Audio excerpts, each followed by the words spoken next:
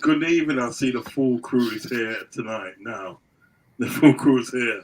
Listen, good evening, and this is the first installment of the Fanz Fiesta show where I bring my friendly fans, even though you see a Man United guy here, you know what I mean, friendly fans, I'll bring them along to have a chat about the teams and so forth. And basically just like have a vibe and that, you know what I mean? So, introducing to hold on, I've got to let him back in again. 1 second. There you go, he's back in. Yeah, introducing Posh Bertie, Arsenal fan. How are you, sir? Yeah, I'm doing good, thank you. Good to be on your channel again, and I'm looking forward to this. Honoured to be a part of the pilot episode of this new series. So yeah, good to be here. Yeah, you're welcome anytime, my friend. You're welcome anytime. And hopefully next time we can get Lee to come along as well. Do you know what I mean? You know, Lee's part of your team, isn't he? Part of the team and that. Very good guy. He's my boss, technically, on the gathering. Yeah, because you got Guna Gathering. A very nice guy, Lee. It's a very nice guy, and got a lot of respect for him still. So hopefully next time he can make it. Hot Fuzz. How are you doing, sir? After Sunday, I'm doing okay. I'm a little bit sort of in a food coma at the moment. I can't move that much. I've absolutely devastated a solid Texas barbecue Domino's pizza, large size, right? And I'm proud of myself. I am absolutely proud of myself. Shameless with it. It's unhealthy as all hell, but I don't care. It's put a smile on my face. So I'm feeling like my soul has been lit up by some proper unhealthy eating. But at the end of the day, you can't say no to when Domino's offer you 50% off your pizza. So I thought, can't go wrong with that. So yeah, I'm doing swell. Not too sure about my club though. Not too sure about my club. It seems to be all well, as Oregon Gooner Dow in the chat, big ups to him. It's already said 7 hog in. 7 hog. The 7 hogs have already started. Little bastard. But big ups to Dow. And also, of course, big ups to everybody else on the panel. And we'll be looking forward to this show. Cool. Alid, how are you, sir? My friendly Liverpool fan come to support me tonight. Big up yourself. Yeah. No, I appreciate the invite, and absolute pleasure to be on. Just looking forward to talking all things football, and make sure you're supporting my boy Uncle Rods. Yeah, man. You know it goes. Listen, I've got a thing in there. I'm literally supposed to go live on what's it called? No, I don't need to do that. Literally supposed to go live on thing. But in the meantime, John, how are you, sir? My friendly Geordie fan. Oh yeah, big up to Rods, to G Mace, long time no see. Big up to Posh and Fuzz and KT for the first time. Hi to you. And big up to the chat as well. Big up to Martin, Oregon, Nubit and Anthony as well. So yes, great to see you back on again. And it's so fantastic to talk to other football fans as well. And we like to have a community together, you know, just about who you support and whatever sort of thing. But we're all in it together. There's going to be no trolls. There's going to be no jealousy, bitterness as well. YouTube here, as you know, we're all in it together. And you know what, guys? It's great to see you all. Cool. Well said. I couldn't say more better myself. So, shall we get on to the first subject? I'm gonna pick. Who am I picking first? Okay, let's pick this guy first. Let's talk about this guy here. Our good friend gives us a lot of info. Which one is it? Is it this one? No, it's not that one. I will find it. It's got a lot of targets tonight. There you go. I've got more. First. We are coming to this fella first. We are coming to this fella first. Some will call the Dutch beanhead. What a life. But, talk to me, Hot Fuzz. What's going on? What is going on? That is the question, isn't it? What is going on? What is going on with Ten Hag? I mean, the first 2 years, I think we'll probably say that it's been quite easy to get on his case, right? Quite easy, very questionable decisions and how he's managed the squad, his tactics. A lot of people have thrown caution to the wind with, and I think a lot of it's mounted up to a lot of those that are a bit less patient than others, but it's sort of gone into this third season where I think we've had a lot of our questions about the managers, like the integrity of Ten Hag's position at the club has now come into question. I think a lot of the answers have been given. So, yeah, for us, it's a case with Ten Hag. We gave him that contract in the summer with the hope that it would be the start of something where he progresses, he steps up, and we start something a little bit fresh, a little bit different, sway away from the mediocrity that we had of last season, find a bit of form, a bit of consistency, and see the players actually band together to actually put in, solid performances from game to game. But the first 3 games have shown almost a regression of that furthermore from last season. And the biggest damning indictment of that is that he's had some of his players that I think he's been wishing he'd had from season 1. But the thing is that when you've been given those sort of tools, when you've been armed in that way, by this new board and this new support structure. You've sung their praises. Okay, fair enough. But you've been presented with the option to actually get the best out of them, right? To play from the get-go, fully fit, ready to go. They've all had pre-seasons. Some of them have played games with the previous clubs and come in raring to go. They've had a summer of football as well with the Euros. And it's just like, you think, well, let's hit the ground running and let's try and work to make an impact from game one. Instead, he's opting to start players that are not deserving of league starts versus the options he's got on the bench. His tactics have looked quite reminiscent of last season, so the same problems that we would endure versus all sorts of oppositions are still reoccurring. There's still, full cycle. Same space in midfield, getting caught out, one pass to cut out the whole team, cutback passes, easy goals being scored against us, and not really showing that much of a competitive and nature in the team, but also a compatibility in attacking areas in the pitch. And to me, it's like, well, come on, you've had a whole pre-season of preparation to actually sort of, after saying to your board members, to your bosses, your new bosses that have pledged their allegiance and support to you, that what you've seen has not been great, right? But trust in me, put your faith in me, and I will change things so that there's something to believe here, right? There's something to get behind, and we'll work to start improving the performances on the pitch and the situation off the pitch, which I'm sure they'll take care of, and work together, push in the right direction, and eventually there'll come a point where we'll start to reap the rewards for it. But if anything, he's almost lose to Southampton at this point, and he could face the sack as early as after that game if he loses to Southampton. Because, I mean, I keep saying it with the next 4 games, 3 of them are away, but the home game's against Tottenham. Mm-hmm. And you've got some difficult European nights as well. The run of fixtures we got coming up, by standard nature of a Manchester United side, you'd think, well, sure, they'd be expected to win 99% of them.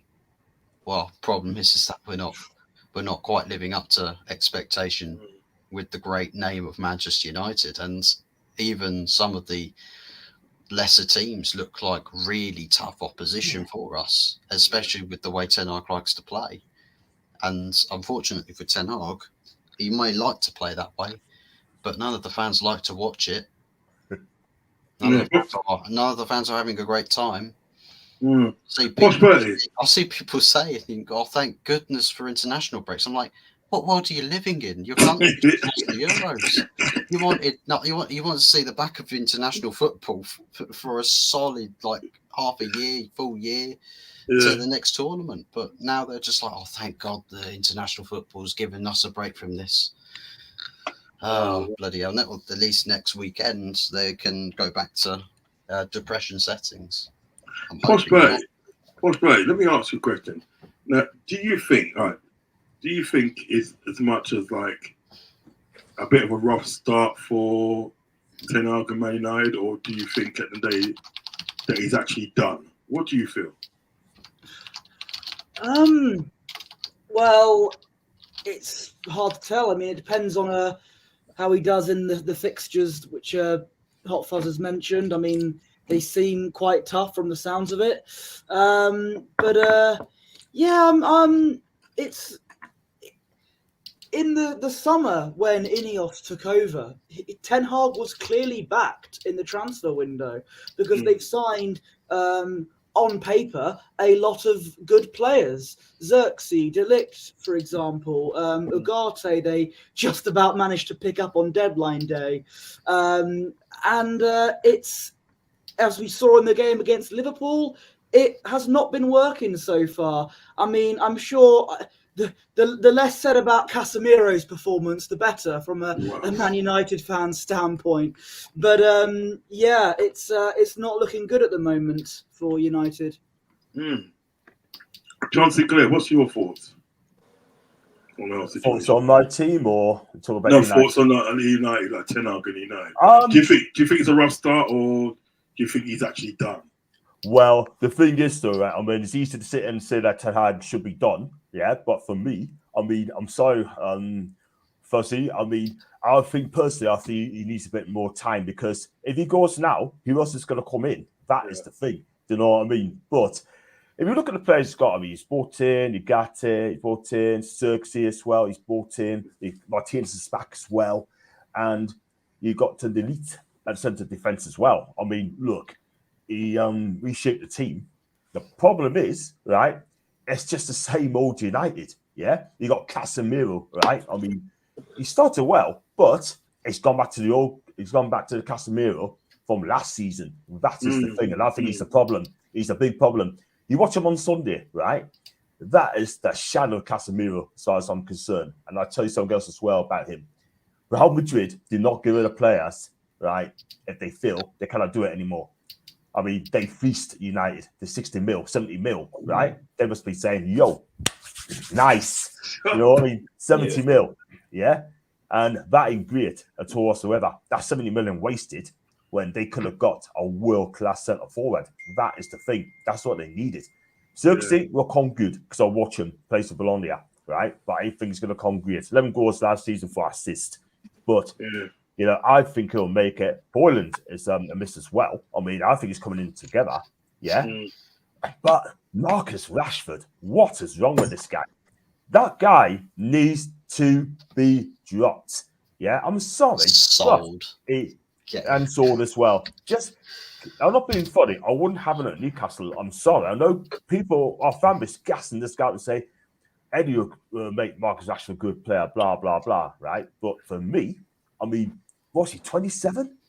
I mean, 27 next month. Or this month, I think. Thank you. He should be one of the best players in the Premier League. Where's that Marcus Rashford that we saw the first time he emerged? Yeah? Scoring goals. A couple of seasons ago, banging in the goals, right? He's the problem, right? He is the problem. He just doesn't care about the club, yeah? You should have sold him when PSG came calling, yeah? Sell him and get yourself a world-class striker, yeah? Because you're one of the biggest clubs in the world. And what makes us laugh is, why is there no world-class striker at your club? The back four, right? I mean, Martinez, great. I think he's a great player, yeah? Delete, right? I mean, I'm not going to criticize him because I still think he's a good player. But he's unlucky at Juve, couldn't get in the first team. Bayern Munich is exactly the same, right? Now he comes to Old Trafford, right? Can't even get the first team. There's something wrong there. And Mazzuri, you're right back. I tell you what, he's an 8 out of 10. He's an 8 out of 10 in a minute because I think this guy's a fantastic right back when he's injury-free. But your problem is conceding soft goals yet again, yeah? And that needs to be dressed up. If Ten Hag is going to keep his job. Well, I hope he doesn't lose his job. I'm not saying that to wind you up, but I think, right, there's no one else out there to replace him. Simple as that. And I think United fans will need, and I've got Man U fans, followers as well, who are positive. I hope that Ten Hag give him more time, yeah? And I think he'll probably succeed. But as things stands, right, I think he's having it for the English press. I mean, Anthony should have gone as well. He ain't good enough for United. Definitely not. You know what I mean? World's most expensive fidget spinner. Yeah. But it's his, you know what it is? It's his face, you know. It's his face. Well, you know what? It's also his comments after the match. I mean, man's going on about Harry Potter. Mate, I get it. Losing to your biggest rivals can make anybody lose their heads, but man's going on about Harry Potter. How about Arnie Slot sitting on the desk segment and breaking down all your weaknesses in 90 seconds? Fucking hell. This man figured you out in 90 seconds. Imagine that, you know. Exactly. Seconds. I mean, there's not many managers minute that and a are half, that isn't it? less intelligent than Arnie Slot. Yeah. They'll probably You know- take about 120 seconds, but still. Yeah. That's a minute and a half, right? And I think about it. I last longer than that in bed. Alan, talk to me, man. Talk to me about the Arnie Slot situation, man. Talk to me, Alan. About The voice Slot, of yeah. reason. Just Not like, Slot. Not Slot. Ten Hag. Yes. Yeah, Ten Hag. honestly, mate, it's shambles. Like, you're just watching it and you're just like, oh my God. Do you know what I mean? Like, I think I agree with what a few of you said, like, about, I just think they couldn't find a manager. And you know what I mean? They were out of ideas. I mean, Ten Hag looks like he's just out of ideas and he's just riding on, you know, a bit of arrogance there as well. I know you were speaking about it last night, Uncle Rod. But he's just like going, I've got a game plan. Nothing's going to change. You know, it's mental because, like, with the problem with United is they try and just build. I always think of it like a table. If you know, a table has like four legs. Those are the foundations. Now, if those table legs are made of Pringles, you're not gonna like put anything on the table, are you? Because it's just gonna crush. Do you know what I mean? Like, you need solid table legs. They're the foundations. And United don't have any foundation. They don't have any sort of underlying sort of like a structure. Like, do you know what I mean? Like, it seems like they're just like trying to. They've been rebuilding for so long, but because they chop and change, I don't know what it is. But I'm at the point now. I just don't know what it is. Do you know what I mean? Like, the owners, and then they chop and change the manager. I don't think he's the right man. But, you know, their body language is shocking. You know, they play the same type of way. We picked them off so easy. They just tried to play out the back, targeted Lisandro Martinez and Casemiro, and we just absolutely bullied them because we just nullified anything they could do with the ball, which was try and play out from the back. And as soon as we turned over possession, Liverpool were controlled and deadly, precise in the way that they play, and just absolutely punished them to the highest level. So, yeah, men against boys on Sunday. All right, and read out some of the comments before we go on to the next subject. And we see who's the lucky one that's going to get it. Good evening. This is from Martin Watson. Big up Martin Watson. Make sure you hit the like button and also subscribe to each and everybody's channel. You know, not just mine. Each and every channel's got a channel. You've got like Guna Gathering, you've got Hot Fuzz 44, you've got John Sinclair TV, and you also got like Cop Talk? Is it Cop Talk? Yeah, it was Klopp Talk, but because Klopp went, I had to kind of like evolve the name a little bit. So it's now KT Sports.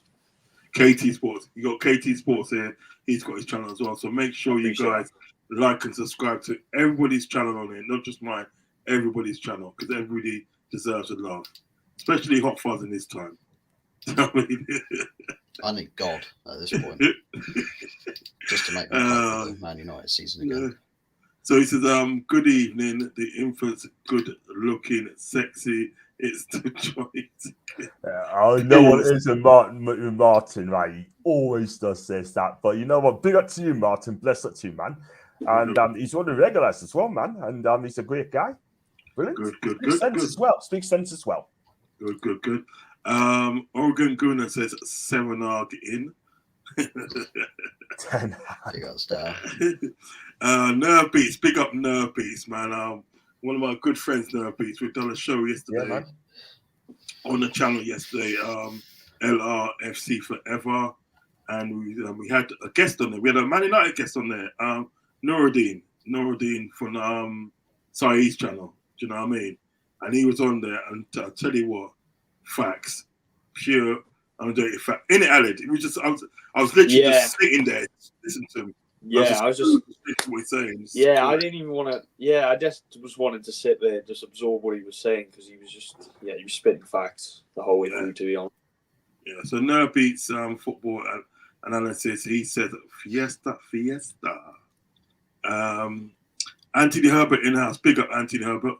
And I'm sure that's Anthony Herbert from down Bristol way, innit? Hot Fuzz. Yeah. Yeah, Arsenal supporter.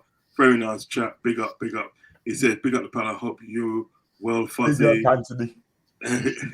Eric Ten Hag in, everyone. Arteta in for life contract. You did. Big up Dell and Anthony has come from Hot Fuzz itself. Arteta in Anthony. You had to get that one in, didn't you? Yeah. John Sinclair says, bless up people in the chat as well. Hope everyone is well tonight. That's a good message there. God bless you all. As Alfie Smith. Alfie Smith, if you're new around there, please hit the like button and the subscribe button on everybody's channel in the chat. Okay, everybody's channel. Make sure you hit the like and subscribe. Okay. My next subject is going to be, let's see.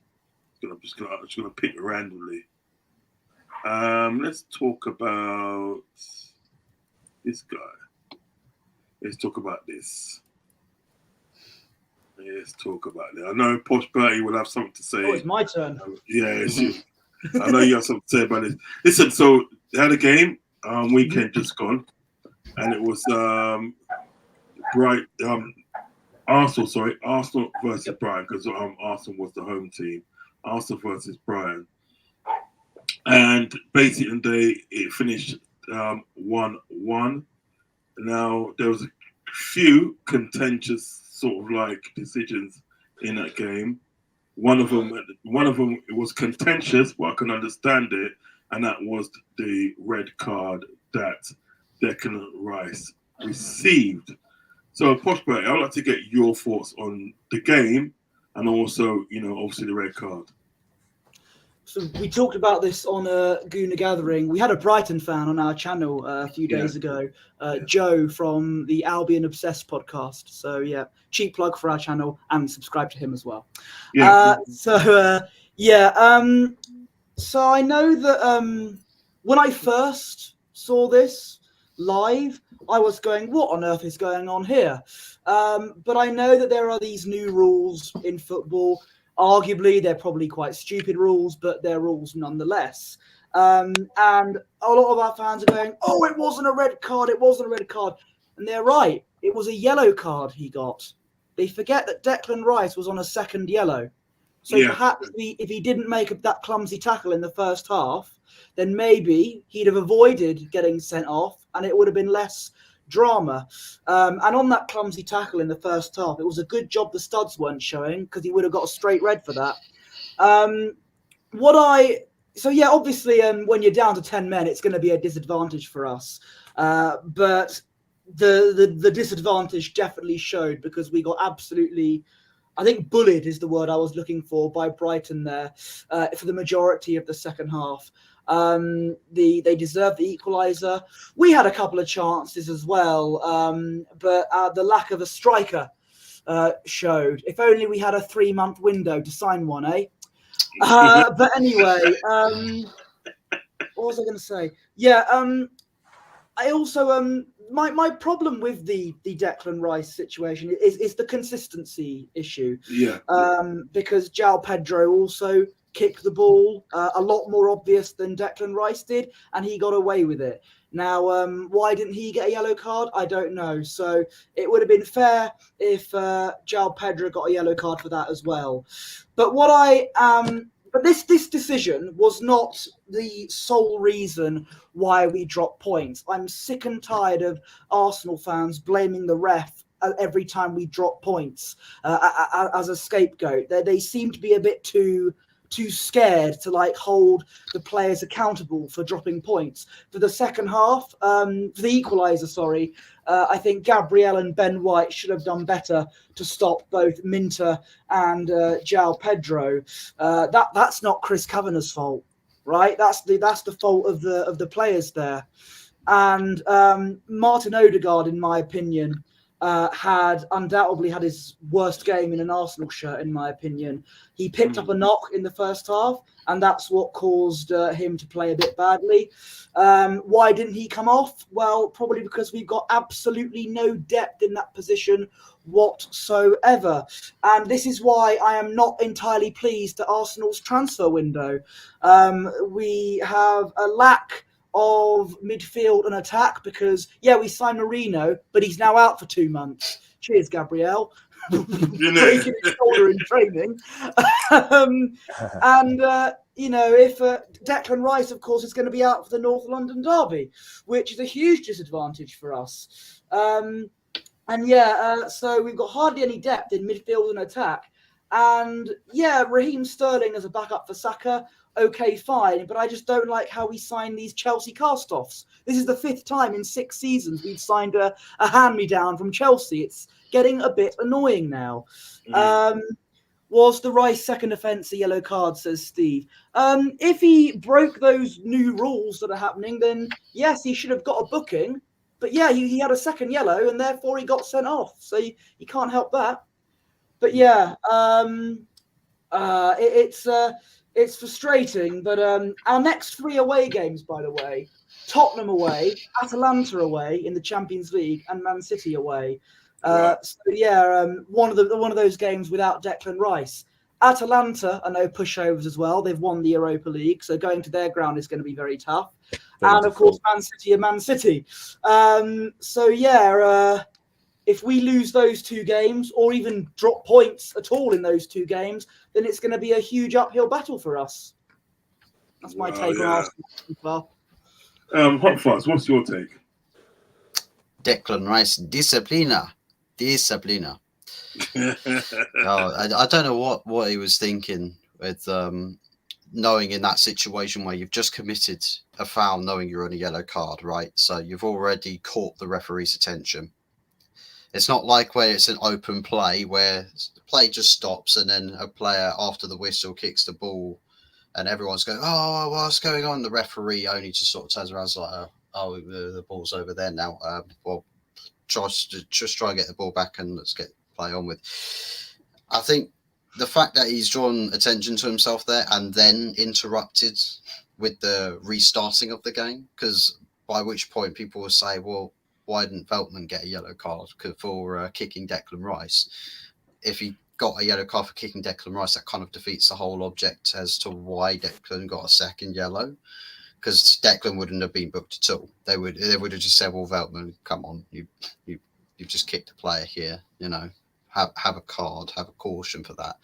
Instead, Declan, where wisely he could have just ignored the play and gone back into position, because from a free kick from a standpoint from a free kick for Brighton, you're in the you're in a defensive scenario, so your manager wants you back in position. What does he go and do? Oh well, I can tell he's running up to take it quick. So let me just kick the ball out of the way. Ow, no, I've been kicked. Oh no, woe is me, referee, woe is me. What were you expecting to happen? It's like stepping out in front of a moving bus and complaining when you wake up in the emergency room because, well, it hurt. And why did the bus driver hit me? Because you stepped out into the road in front of it, you twerp. That's what happens when you put yourself there. Yeah. So for me, as far as the letter of the law goes, second yellow, justified decision in that sense, but can also understand the frustration with the consistency standpoint, because the most consistent thing about referees in Premier League, not just this season, but last season, season before that, and season before that, is that they don't like to keep things the same from week to week. So consistently inconsistent is how I say it. Exactly. So what would be a yellow card for Declan this week, you could watch the same thing happen again next week, no card. Yeah. It's like Declan Rice gets a second yellow and gets sent off for interrupting with kicking the ball away just before the free kick's been taken. Sorry, John, but Joe Linton can turn into a prime JBL on a football pitch and absolutely almost send Neto to into the emergency room with a clothesline from hell against Bournemouth, and VAR didn't even so much as look at it. So inconsistencies is the thing that I think most people are probably needing to go and preach to, because it's like, come on, you had some big chances after he went down to 10 men, did Arsenal. Kai Havertz, I mean, everyone raves on about this guy being the 20, 30 goal a season striker. And I'm thinking, well, if you go deep in all 4 competitions, then there's quite possibly a chance he will be a 20 goal a season striker, but you're looking for the 20 goals in the Premier League, because your Premier League is where you're missing a goal or 2 to pick up the extra points to actually make you win a title. Yeah. You have not got the clinical striker in that team setup. Jesus is not that player. The nearest player to clinical you could probably say is probably Leandro Trossard. He's probably the most likely to get most of his shots on target and convert his chances to goals. Bukayo Saka just cuts inside and uses his left foot. One-dimensional player. Very good, but one-dimensional. Martinelli loves running the ball out of play for goal kicks. I don't know why. And, I mean, who else? Reece Nelson's gone. Eddie Nketiah's gone to Palace. So, thank God. And you wonder. It makes you wonder. What did Edu do in the summer, where he looked at that and thought, so chance conversion, we're relying as a team at the moment on everyone pitching together to share the goals rather than having a focal point with a high conversion rate. You don't have a proper focal point that's got good conversion. You've got a focal point for a player that can hold up play. Kai Havertz can link up play that way, but he's not the converter. He's not the goal scoring striker. So several big chances when you're down to 10 men, which is funny enough, because being down to 10 men, your best chances came after that red card. Best chances came to nick the game 2-1 after Brighton had scored their equaliser. For me, I thought Brighton lost their spark of creativity or their killer instinct when they went to 1-1, because they had the ball down at your end of the pitch and then it just stopped. They didn't really test Raya that much. Crosses going astray. He's just picking the ball up like Raya did make a very good save, though. Raya did make a very good save at one point. That could have easily been 2-1. So, but that's about it. Well, I mean, those big chances happen 11 versus 11. The fact it was against 10 and Arsenal were camped in their own box, you would have thought that Brighton would be absolutely peppering that goal and would be collapsing against that. But he stayed in the game, credit to the defence and in that moment in time. Shame about the goal that I think it was Saliba had sort of put the shot off, and Raya had actually saved it but parried it straight into the path of the follow-up player, Joao Pedro. So for me, there's the situation with Declan Rice. It's just a discipline issue on the pitch. He did something that he just did not need to do. And the Arsenal faithful, I don't know. Their players could literally just absolutely murk people on the football pitch, and I'd say, well, it's just justice, isn't it? For all the times we've been robbed. Because it seriously feels that way. Like it's only ever against Arsenal, but that's the whole other conversation. Same applies to transfers as well. Like when Raheem Sterling was signed, they hyped him up like we've just signed prime Ronaldinho, and that's why I said on Twitter we could sign Anthony, and our fans would be like, "Oh, yippee! Edu's cooking." I'm like, "Come on, be realistic here." John, what are you saying about the situation with obviously how Arsenal played and Declan Rice situation? I'm going to kind of agree with you on the other sort of thing. I mean, Declan Rice, listen, personally, I don't think he deserved to be sent off. Like, I mean, look, it's 6 of one after dozen to the other, man. I mean, look, obviously, I don't pronounce it. Declan Rice tried to kind of get out of the way, and there's ball throws and that. But Declan Rice got booked earlier on, but it's a mad one really because I didn't quite see it properly, but I had to watch it about 10 times, and we look into it at the end of the day. I did think he deserved to be sent off, to be fair, but it's a bit harsh. But you always run the risk of getting sent off for a thing like that. But if you're going to do a thing like that, I'm listening to Kenny Ken today, and he said, if you're going to do that, then do it in the 90th minute, not in the 49th minute, because that can cost them the game. I mean, people saying that he cost Arsenal the game, but it's a bit of a madness what he did.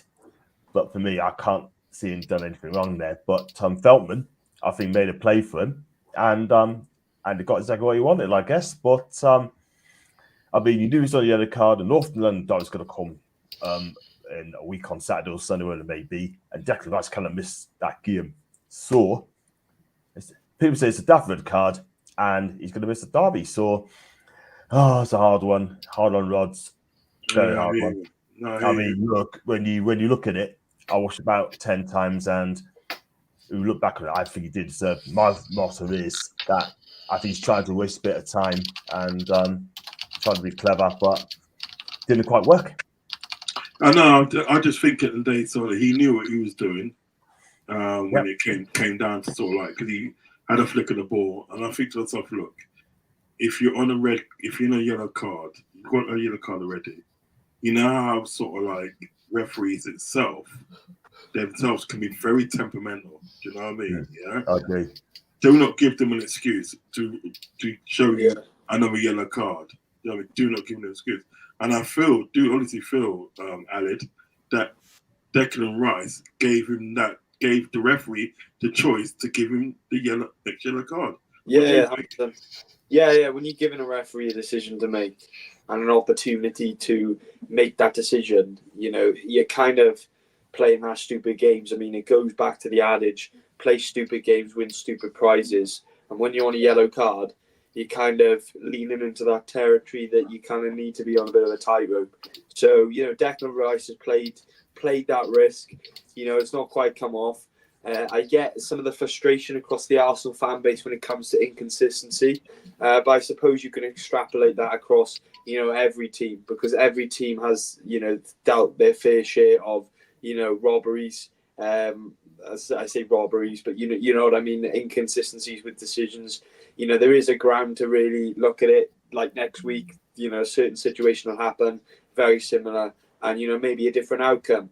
That's ultimately how the game has gone. Is it right? Absolutely not.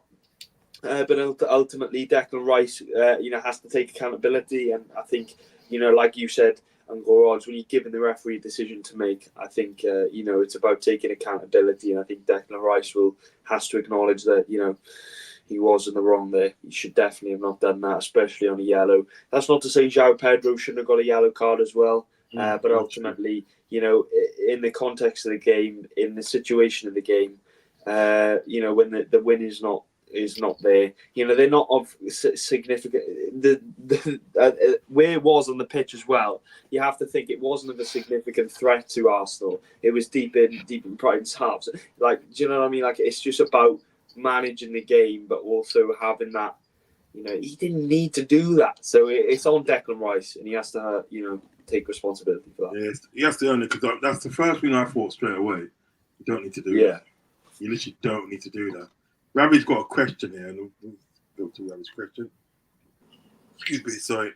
It's a question for all the panel. Where is the Prem currently failing when you watch games? I will come to John first. Question.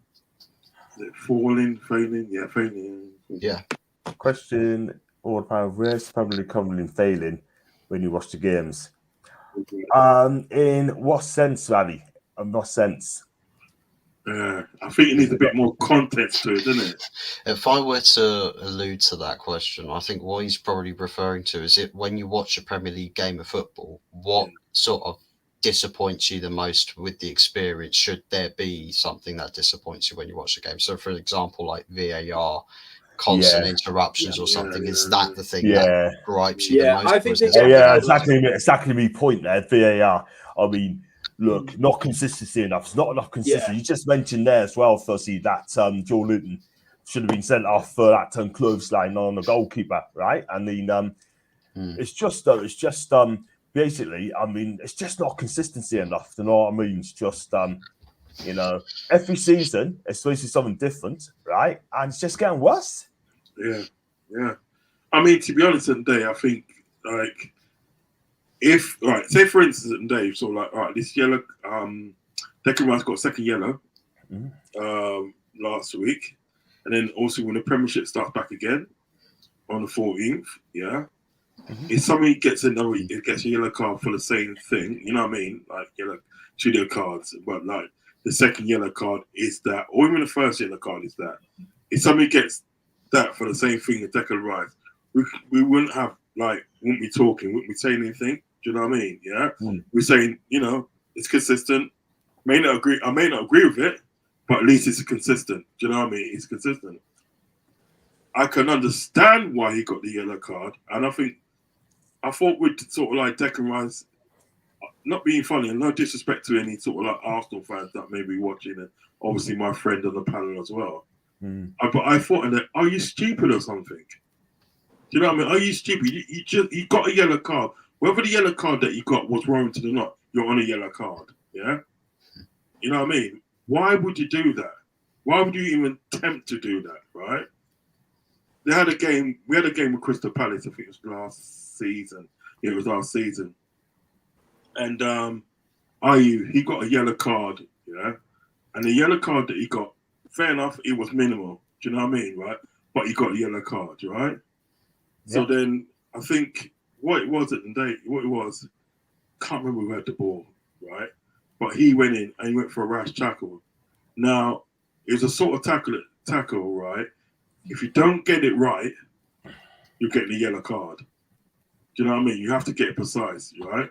Now, I said on this guy's show, Crystal Palace guy's show, right? I said, if I was him, I wouldn't have gone in for that tackle, knowing that I'm on the yellow card, because it was too risky to do. What does he do? He goes in for the tackle, gets it all wrong, gets a yellow card, gets sent off. And he got all the fans at the day moaned, said, "Oh, that's not a yellow card. You got sent off." Blah blah blah. Don't give the referee the opportunity to brandish the card. They always tell you that. Your coach will tell you that. Everybody will tell you that. Do not give the referee opportunity. It just don't make no sense to me. Okay. Don't make no sense. But we move. What's it? Old school Gooner says, "Right back at you, Fuzzy," and he's laughing. Mama Flossie in the house. Big up Mama Flossie. Big up. Big up old school. Big up Mama. Big up. And here's hi Mama, and old school's got one down here. I think he's got one down here. I said in the chat on Fuzzy's channel the other night that the Man United job is huge. Ten Hag is the wrong man for the job. I think there'll be a lot of Man United fans that would agree with you on that. Evening, John and all. That's come from Alan. Alan, make sure you like and subscribe to the channel. Make sure you hit the like button and subscribe to everybody on the platform. Make sure. Hi all. That's come from Paul Taylor. Paul Taylor, make sure you do the same. Make sure you like and subscribe to everybody on the panel. Trust me. Everybody on the panel on their channels put out some great content. Trust me, great content. Rabbit's in the building. Hot Fuzz had to splash his face with water when the third Liverpool goal went in. Is that true, Hot Fuzz?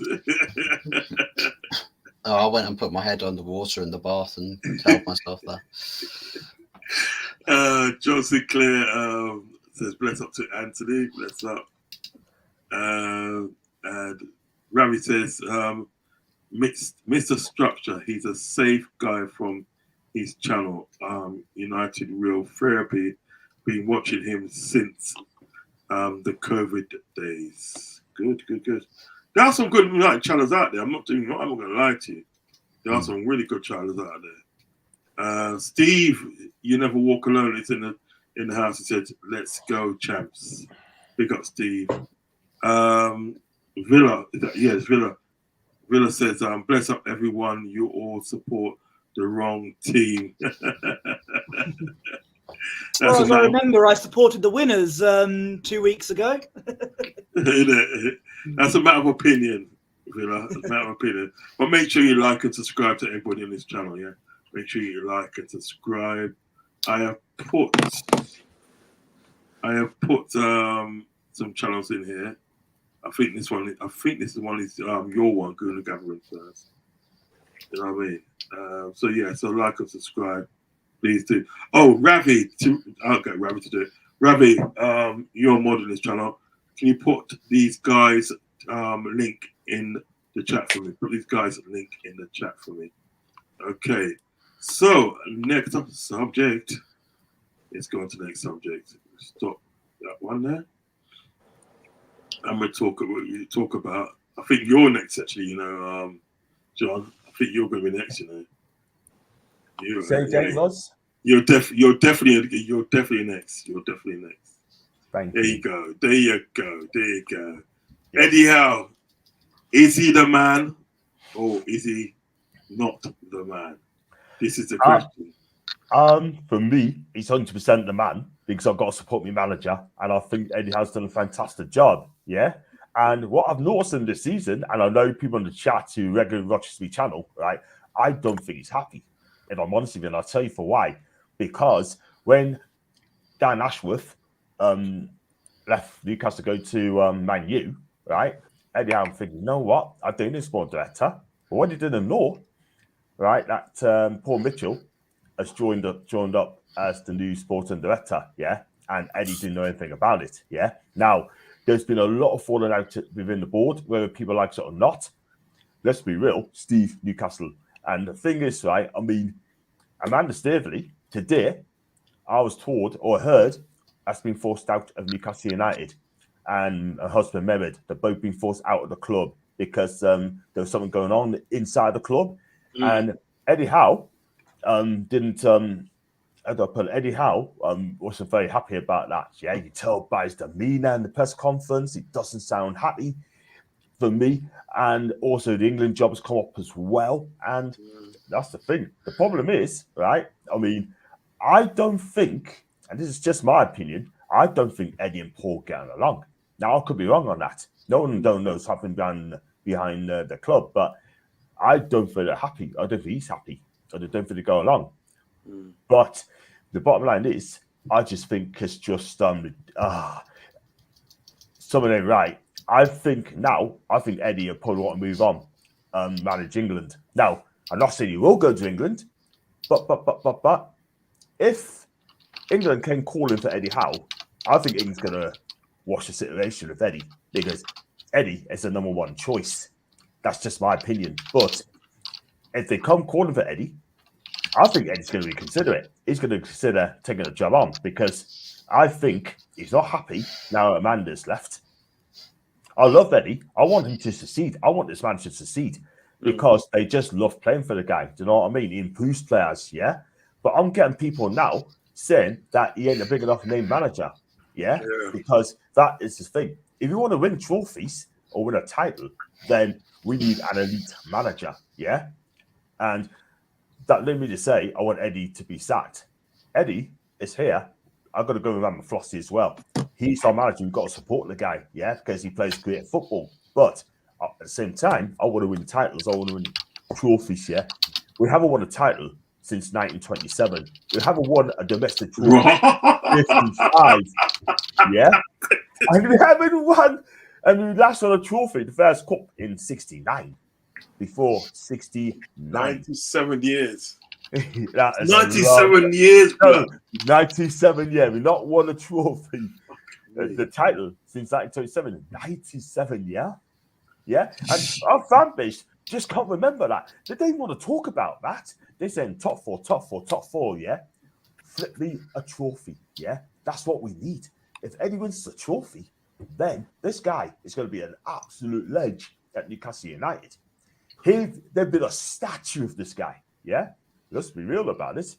But the players we've got, we need to improve the players. Yeah. Now, Paul Mitchell's come in and he said that he said that he took a step back when he joined 7 weeks ago, and also he said that the transfer policy is not good at the minute, and we're not very good at selling players. Yeah, we still got players like Miguel Miron. We still got 36. Miggy. Yeah? We still got Callum Wilson to a degree, right? We still got Matt Targets on 100k a week. We still got some of the players that are not good enough at that football club, yeah. But when Paul Mitchell will come in, and he's going to check it out. He's going to come and say, right, you know what? Yo, these players are not good enough. I want them gone. Miggy, gone. Sean Longstaff, gone. Yeah. Jacob Murphy, I love him, right? Squad player at best. Yeah. You look at the players, yeah. I mean, Dan Burn, I love Dan Burn, right? He's on the wrong side of 30. Fabian Shah, love him to death. Wrong side of 30. Jamal Lascelles, wrong side of 30, yeah. We got defenders who are wrong side of 30, yeah. The midfield is fine. We need to get rid of 36, yeah, no matter what. And if you look at Edmund Kraft, again, he's 30 now, yeah. I think he's really good. He's proved himself, proved me wrong. But some of the players are just not good enough at Newcastle.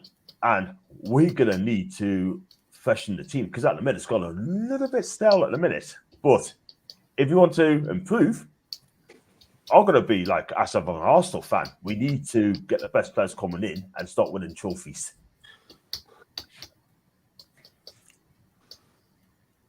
Eddie Howe's my manager. Yeah, great. I rate Eddie Howe. I do rate Eddie Howe. Hot Fuzz, what's your take on Eddie Howe? I think he's right now probably a very good choice of manager to have, considering that he's one that's quite likable by players. I think what you want to do is at the point of your transitioning towards a point where you start to compete and win trophies, you want somebody that keeps everybody on side and patient with sort of getting you into a position, because it's not like where you're a club that's already winning trophies. You go through a trophy drought and then you try to bounce back to winning trophies. Newcastle are coming from a space where you're lower down the table and have been for a long time. So you've got to sort of do all the foundation works and build everything up layer by layer to get to the point where you start to win trophies. So I think right now, Eddie Howe's probably the ideal choice of manager to have. I think with what we're seeing, with how the transfer window has gone, I didn't actually realise it until recently just how bad it actually was. I can give Paul Mitchell the benefit of the doubt that he's only sort of come in, almost halfway through a summer transfer window, or a third of the way through a transfer window.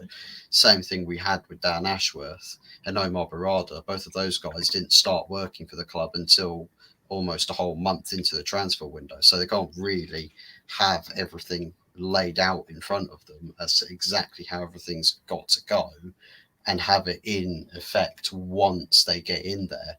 So he's sort of coming quite short notice, and I think he's highlighted all the issues, but he's got to find a way to actually solve those issues for his manager, because the thing is we don't know what the manager's temperament is with Eddie Howe. And if the job becomes really difficult and the pressure just keeps mounting, you start to wonder, well, is the job tenable? But on top of that, is Eddie Howe the sort of character that sees things coming up quite short in terms of backing from like the board, people above him, his bosses? Is he getting the backing he needs, or that he feels like he should be getting, in order to progress his team? Because if he's still got players that shouldn't be here, Manchester United is a perfect case example where you keep a player for longer than they should do, or that they should be there for, they start to stink out the dressing room a bit. Because it's like you need to have a well-oiled machine. You've got to have, the second the player is beyond, use by date or sell by date, get them gone. move them straight out the club. You've got to be ruthless with it in terms of how you handle the squad assets. At the end of the day, people and fans will say, they're humans. Do me a favor, please. Get out of here. Get out of here, man. Shit, I'm saying. Yeah, pretty much like that. Maybe not that sort of like way to the player's face, but stand on business, right? Stand on business. Like it's an elite level club, Newcastle. Yeah, it's an elite institution, and you've got Saudi Arabian, influence there. Their interest with owning Newcastle is to be successful. So it has to be the sole focus of the board that you're doing everything in your power to push the club in the right direction. And it just feels like with this summer, it's highlighted a couple of issues with the club at the moment where it's stagnating a little bit on its journey going in the right direction. It's slowed down a fair bit. It's encountering problems that it needs to solve. And I think with Paul Mitchell, given that he gets to plan everything out with some time on his side, I think he can put together quite a strong transfer window, but he's got to have the planning and then the backing to actually do what he needs to do to pull everything together and progress Newcastle forwards. Cool. Let me get through some of these chat because it's mounting up. Mommy Flossie in the building. Big up Mommy Flossie. He's our manager and we must support him. We might not like some of his stuff he does, but we support him. I think she's talking about Eddie Howe, isn't it? She wants to talk about Eddie Howe. Is Mama Flossie a Newcastle supporter? Yeah, she is. She's a Newcastle fan, and she's an avid Newcastle fan. Okay, yeah. So big up to you. Scaly Spurs Talk. Big up Scaly Spurs Talk. He says, big up John and Apollo. Make sure you hit the like and subscribe on this channel. Big up Harry. Yeah, I tell you what, do follow Harry's channel, Scarfy Spurs Talk. This guy, talented, 16 years old, and I tell you what, he is so cool. Cool. Well, listen, make sure you hit the like button on all our channels, especially mine, and subscribe if you have not subscribed. Okay, subscribe to the channel, and maybe one time we might get you on one day. Never know, we might get you on. Lawrence Watkins says, afternoon from Lexington, Kentucky. Rascal. Wow. Corey, big up Fuzzy. After this one here, make sure you hit the like and subscribe on my channel, please. Like and subscribe on my channel and everybody else's channel, please. Steve is here. He says, Johnson Care, Amanda and her husband left Newcastle weeks ago. Yeah, they did. But what happened is today, according to reports, Amanda was forced out of the club. Oh, okay. She wants to buy Liverpool, you know that? I tell you what she does, then I tell you what, that would strengthen your football club, mate. I'm telling you, that would strengthen your club. And I'll tell you what, if she does, she would do absolutely fantastic things. But will your owner sell the club? No. I can't see it. Can't see it. Sideline says, big up Rods and the panel. Big up to you, Sideline Football Show. Let's see, big up. Big up Lawrence. Hope you're all is well. Fuzz, good mate, and hope so with you. Okay, there were some questions up here.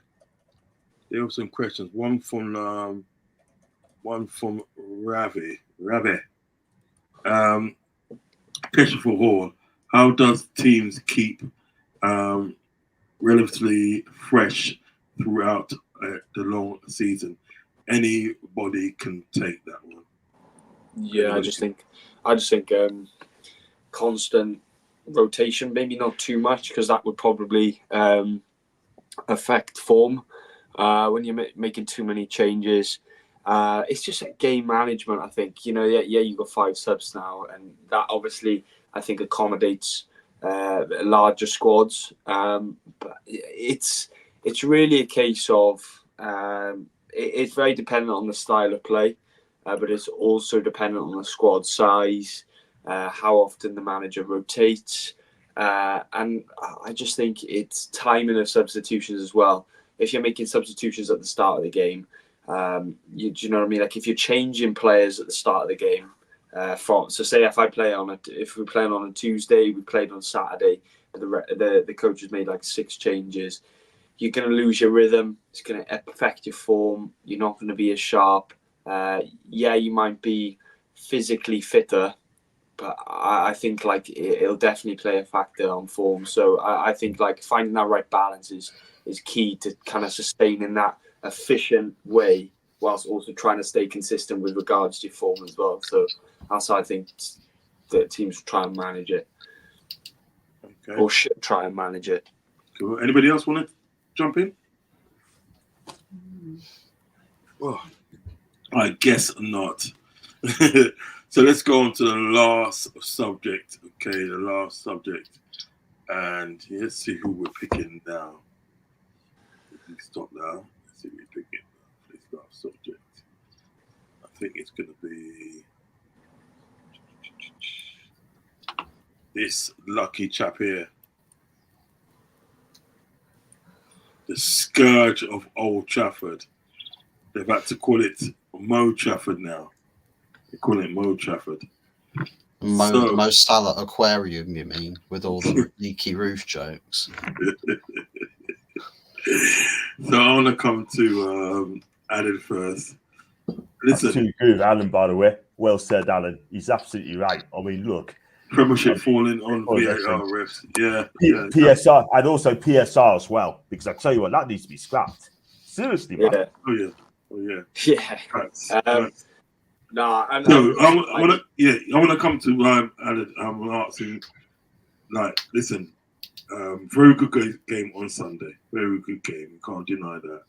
And he's been playing well in his opening games. Do you know what I mean? He's been playing well.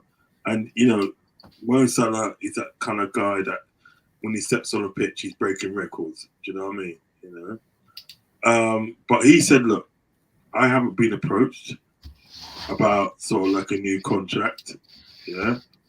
And he said he thinks this might be his last season at Liverpool.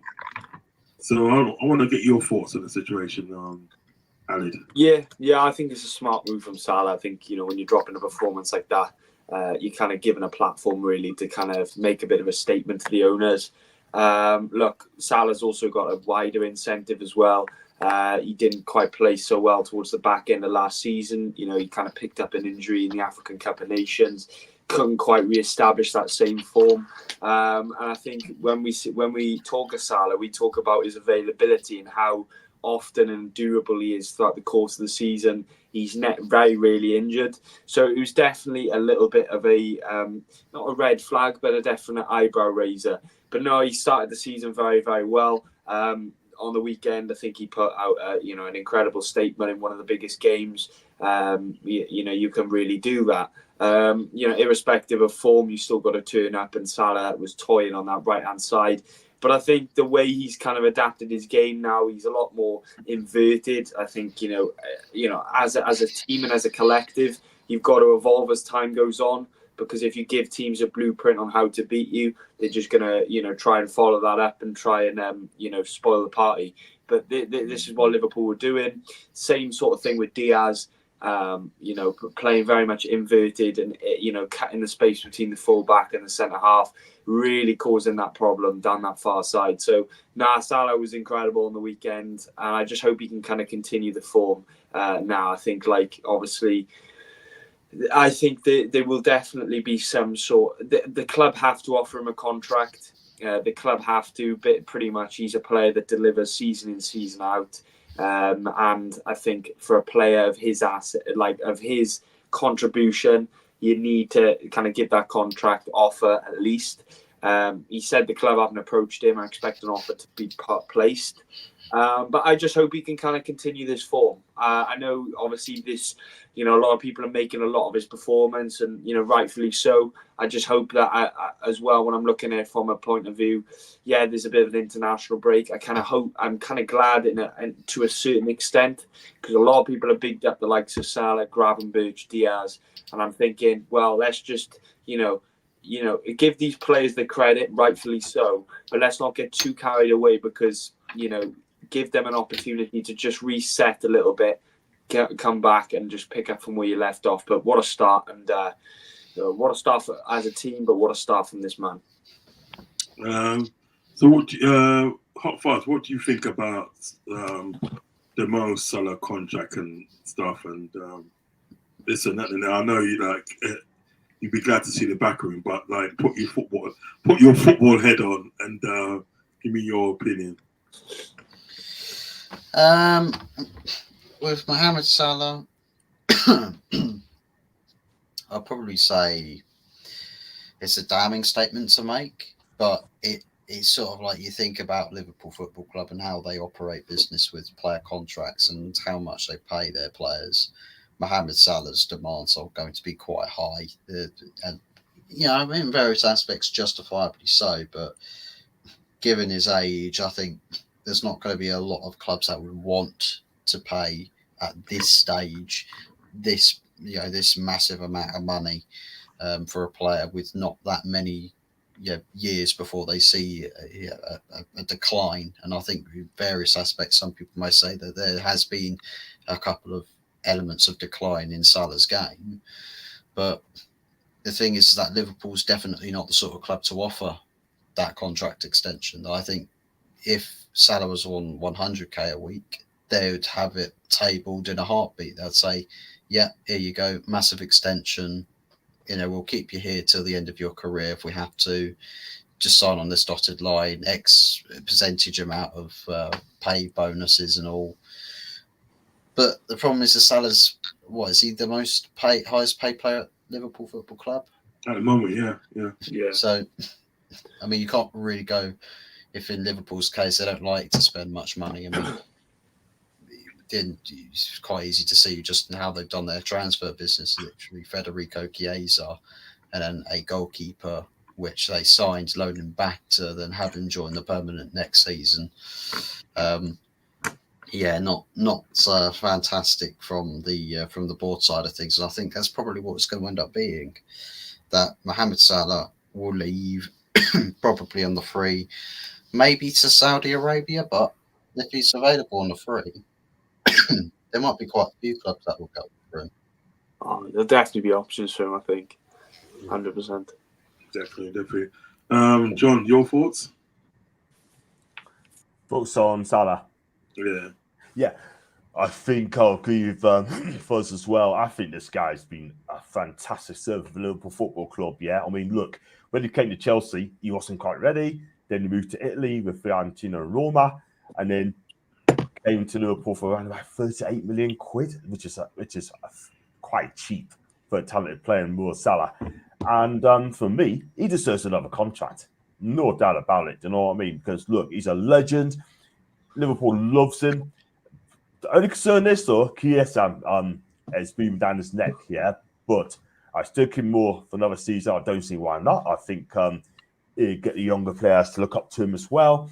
And you know what it is? What I like about Mo Salah is professionalism as well. I mean, look, yes, okay, he dives a bit. I can't lie, but honestly, he has been absolutely fantastic. Scores is brilliant, and I love the guy, and I think it'd be well deserving new contract. But there's been rumours that they're going to talk about him.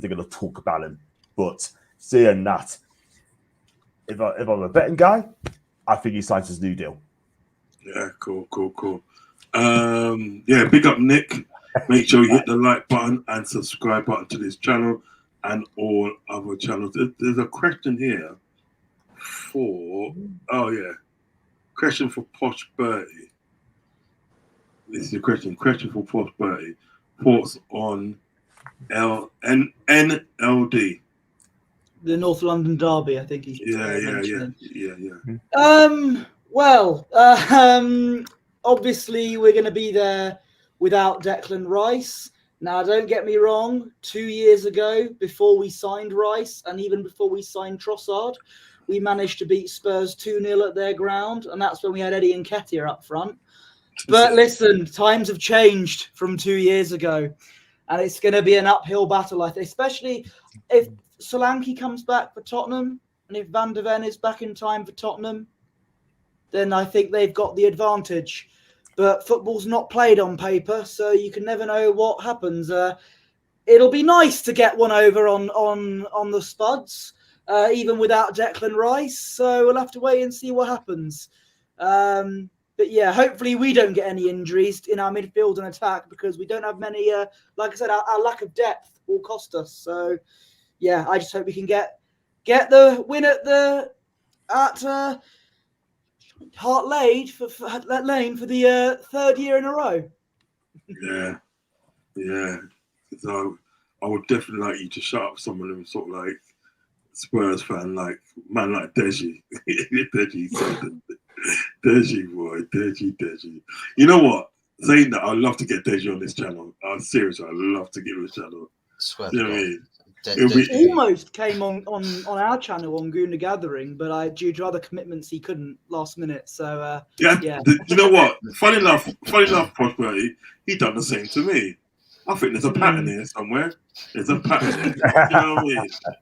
He's the sort of guy, Yeah. Deji, who would say that Tottenham, he'll give to the Tottenham Talk chest if they'll sat down in 19th place at like game week 30. Yeah, we're And still they'll gonna still say, We're not well, 20th. listen, our team ain't 20th. So as far as I'm concerned, we're still title favourites over you, Yeah. even though we're mathematically impossible to Yeah, innit? get in the title. I still would think we're better than you.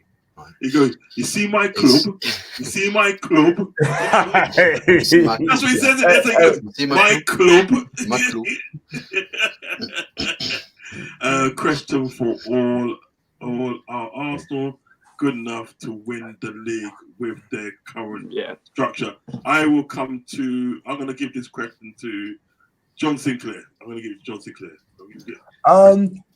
I spoke to someone today, Luca today, that because he rang us up today, and talk about Arsenal, and I've told him that if Arsenal are to win the title, they need a world-class striker, big time. I mean, Havertz done well, right? 29's done well, yeah. Scored 13 goals last season, and he scored a couple of the season already. But they need a killer. They need an absolute killer. I mean, they sold Eddie Nketiah, right, for 30 mil to Palace, I believe. They should have got a centre forward straight away. Or Super Duper Mick, right, comes in, right? He should be looking at a centre forward, you know what I mean? But for me, they just don't want to pay the money for it, apparently. So they got the money. I mean, Jesus, look, he's good, but he's not a centre forward. He's like a 10, like a winger. Yeah. He's a support striker. Supporting, exactly. 29, right? Listen, he's done well, like I said. He can play out front, yeah, but he lets drop back in midfield as well and goes on the wing as well, even though he's left-footed, yeah. But go and get a world-class striker. That's what you need. If Arsenal gets that world-class striker, it gets them the title, yeah. That is why they haven't won the title for the last 2 seasons, because they haven't got a world-class striker, and one of them, you bottled the league, yeah. And I'm going to speak facts there. But last season, you came close, but not close enough.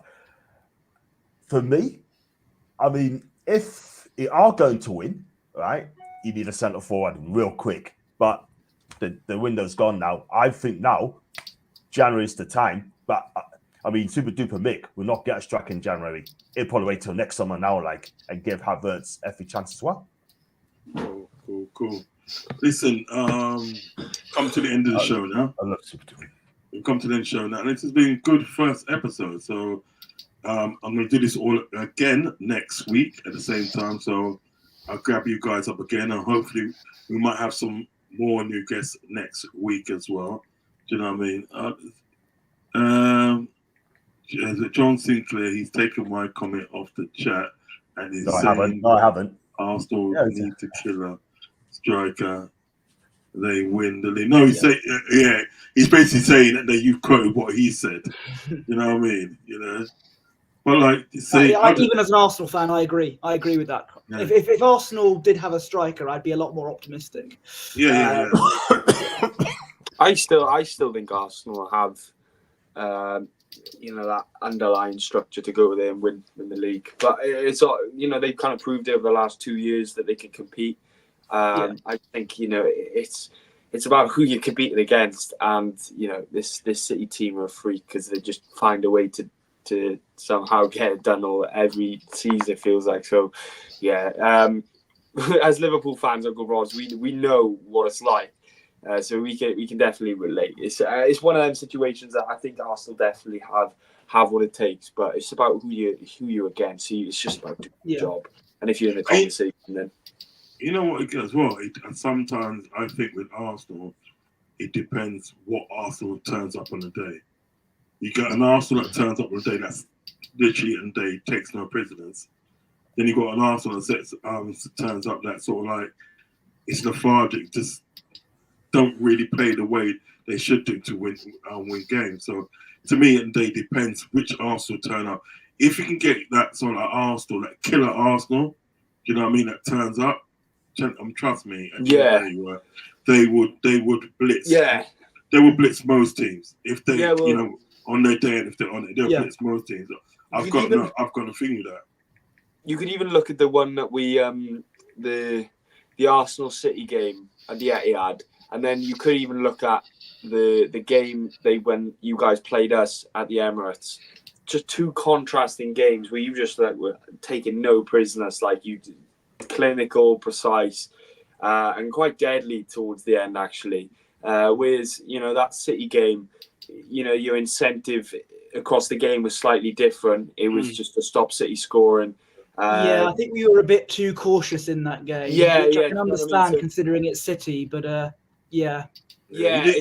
think just going back to what Rod said, I think it just alludes to like the whole whatever Arsenal kind of turns up, and if you're on it, then there's very few teams that can kind of combat that, I think so.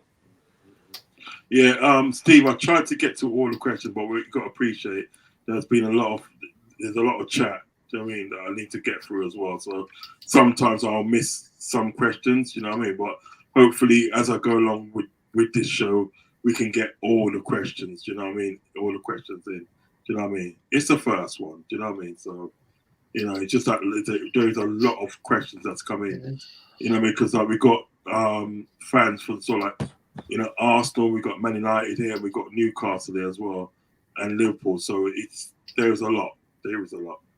But I hear you though still. Right, so that comes to which must say Top was dusty, Then you said as he also says he'll be shaking his bum violently for next weekend. I know. But he needs to pause on that shaking that bum business, because I don't really want to see that. No, but listen, come to the end of the show, and thank you guys for coming on. As I say, same again next week. I'll sending out the thumbnail in the week and that. So, guys, if you can send me a picture of yourselves, I can put it in the thumbnail, and then people will obviously know who's on the show and stuff. Do you know what I mean? So we'll get to that next week. Posh Bertie, let everybody know where they can find you and what you got coming up next, my friend. You can follow me on Twitter or X at Posh Bertie, Instagram at Bertie Wanless, and I run Gooner Gathering's Instagram account, which is of course at Gooner Gathering, and you can find me on the Gooner Gathering YouTube channel with the founding father Lee Meadows as well. Do not follow me in real life because that's a bit creepy. Yeah, that's about it.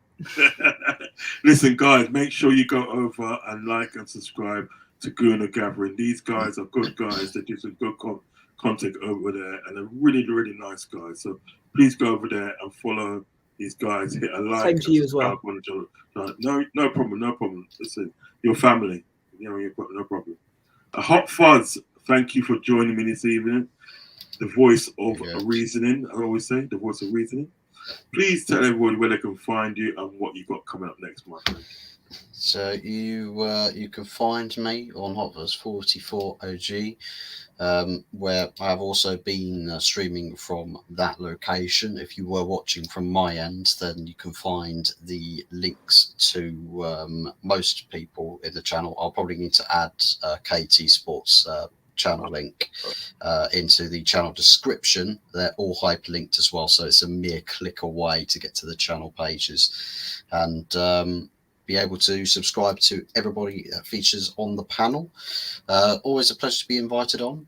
As for content coming up, it's just whatever gets mentioned. I think we're making a few club movements in terms of new members of staff, professionals, again, former City people that have been a part of their sports science and their analytical side of the game. So maybe somebody who actually knows what they're looking at on a spreadsheet rather than trying to play Connect 4 with somebody from Mayfair offices might make a difference in how we structure ourselves and prepare for the upcoming games. But yeah, once again, big ups to everybody on the panel, big ups to everybody in the chat, and yeah, looking forward to future episodes. Cool. John Sinclair, my fellow brother. Do you know what I mean? From another mother. Do you know what I mean? Please tell everybody where they can find you, and also tell them what you got coming up next, my friend. Okay, thank you so much. I'm going to sign your channel and Rods. It's been absolutely fantastic. And big up in the chat as well. You've been absolutely blessed up as well. Thank you so much. I'm hoping to do a channel over the weekend. I'm not sure what I'm going to do yet, but it could be a Newcastle chat. So keep your eyes peeled for that. And I'm also doing the podcast show one day next week, which is going to be done. I'm hoping to get a journalist on next Wednesday at 8 o'clock. That could be a live or recorded in Lee Ryder. So I'm going to try and get him on. Should have done it yesterday, but unfortunately he's so busy. So get him on next week. So if you do subscribe to John Sinclair TV, which is just down there, guys, it's free. And I'm on the road for 19,100 subs. If you're new to the channel, if you haven't met us before, please smash the subscribe button, please. It is so free. And also like and subscribe to this podcast tonight, guys. Okay. Steve says, I enjoyed being was it? Yeah, in Man United Spaces. The toxic thing. Yeah, it's kind of wild over there at the moment. It's kind of wild over there. Still, listen. So, guys, I've got a show on Friday. I think it's gonna be about half past 5, between 5:30 and 5:30. But stay close to socials, and you will know. Okay, I will let you know.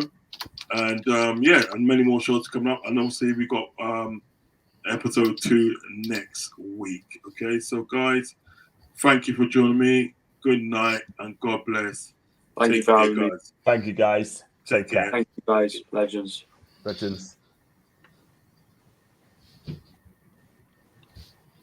Oh, set her out.